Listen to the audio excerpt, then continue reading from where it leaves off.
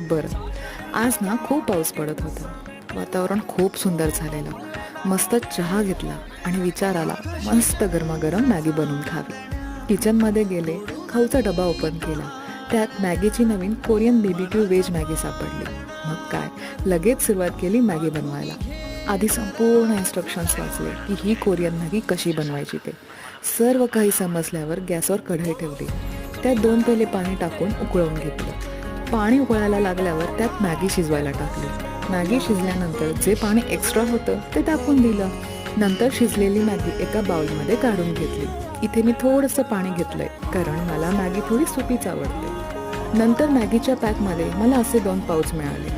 एकामध्ये सीझनिंग मसाला होता आणि एकामध्ये चिली ऑइल होतं. हे दोन्हीही मॅगीवर टाकून मस्त मॅगी मिक्स केली.